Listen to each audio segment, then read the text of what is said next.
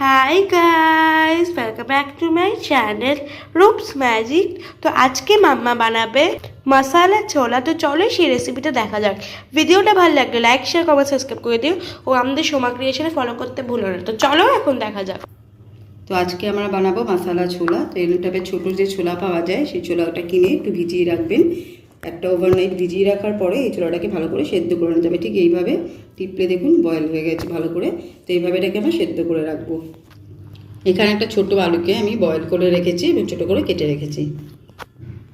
এখানে একটা ছোট টমেটোকে আমি এভাবে ছোটো করে কেটে রেখেছি। এখানে আছে 7-8 কোয়া রসুন, এটাকে এভাবে কেটে রেখেছি। আর এখানে আছে একটা মাঝারি সাইজের পেঁয়াজ, এভাবে লম্বা লম্বা করে এটাকে কেটে রেখেছি। আর মশলার জন্য লাগছে 1/2 চামচ লাগছে আমার হলুদ গুঁড়ো।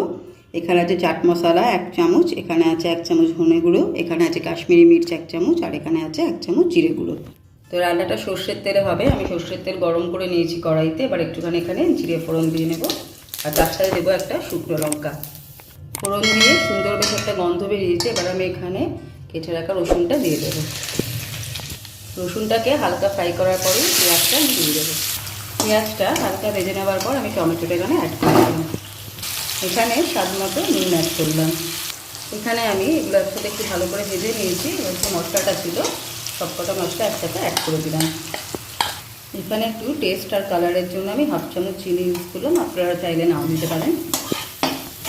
এবার সামান্য একটু জল অ্যাড করে ভালো করে মশলাটা কষিয়ে নেব।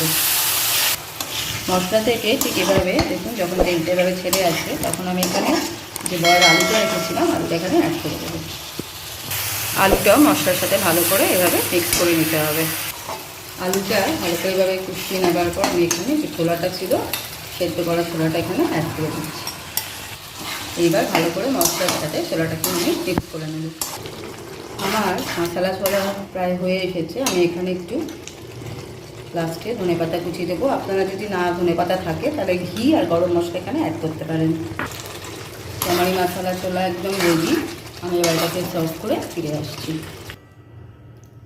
তো আমার ছোলে মশলা কিন্তু একদম রেডি। আমি দুটো কাঁচা লঙ্কা দিয়ে একটু সাজিয়ে দিয়েছি এটাকে। তো ইভিনিং স্ন্যাক্সে কিন্তু বাচ্চাদের বা বড়দের সবারই কিন্তু খেতে এটা বেশ ভালো লাগবে। একদিন এইভাবে আপনারা ইভিনিং স্ন্যাক্স বানিয়ে নেবেন। তো যদি আমার এই ভিডিওটা আপনাদের ভালো লেগে থাকে তাহলে প্লিজ একটা লাইক করে দেবেন, শেয়ার করে দিও, কমেন্টস করবেন আর সাবস্ক্রাইব করে এখন। Bye bye, tata.